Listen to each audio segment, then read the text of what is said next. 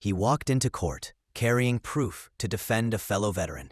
Minutes later, a cop slammed him face first to the floor in front of judges, lawyers, and silent witnesses. They thought a decorated Navy SEAL would stay quiet. But when he stood up, bloodied but unbowed, an entire nation had to listen. Caleb Brooks had fought in wars most people only read about. He had led missions through blacked-out mountain passes, pulled men from burning Humvees, and stood unflinching under mortar fire. But nothing prepared him for the quiet cruelty waiting in a courthouse back home. He arrived early that morning, stepping through the revolving doors of the Jefferson County Courthouse. No uniform, no medals, just an old gray coat and a leather folder pressed tight to his chest. Inside were documents that could win his friend's case. A fellow veteran, fighting to get the benefits he'd been denied for nearly a decade. Caleb wasn't here for glory. He was here because loyalty didn't end when the uniform came off. Courtroom 3B was just down the hall. As he walked, his boots echoed off the polished tile, mingling with the murmur of attorneys and clerks. Then, a uniformed figure stepped into his path, Officer Brent Mallory, mid-30s, buzz cut, eyes that scanned Caleb as if he were carrying something far more dangerous than papers.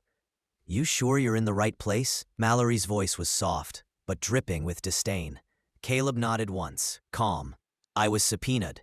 I'm here to testify in the Harris case."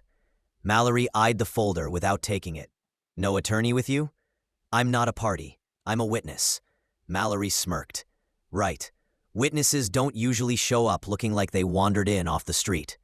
Caleb's hand tightened around the folder. "I served 30 years in the Navy," he said, voice low. "I've stood in rooms where the wrong word cost lives. I'm not here to prove anything to you." The smirk disappeared.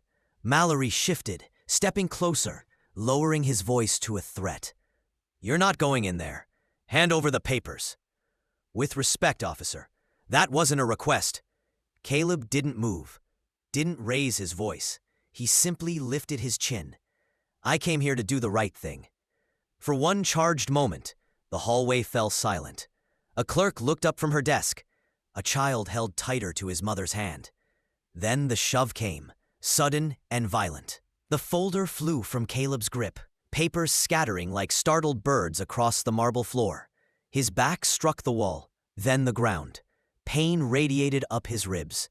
The taste of copper filled his mouth. For a few seconds, nobody moved. Caleb didn't curse or shout. He pressed one hand to the floor, the other against his ribs, and began to gather the papers one by one.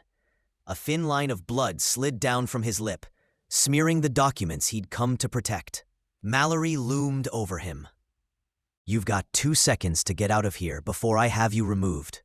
Caleb looked up, eyes steady. "You can drag me out," he said softly, "but I will still stand."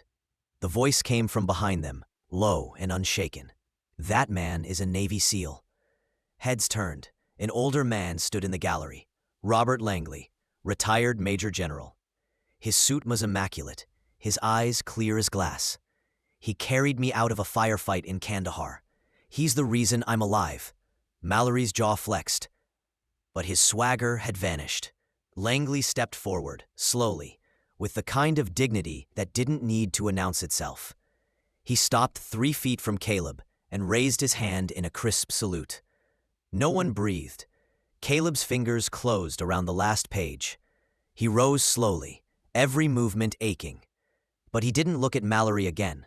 He looked straight ahead, as if the crowd of staring faces didn't exist. He walked into the courtroom without another word. And somehow, that silence was louder than any protest. Hours later, the footage of the moment, of the shove, the scattered papers, the salute, spread across every screen in America. People didn't just see an old soldier on the floor. They saw a question no one could ignore.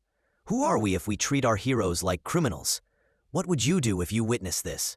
Drop a comment below and don't forget to like, share, and subscribe, because silence only protects injustice.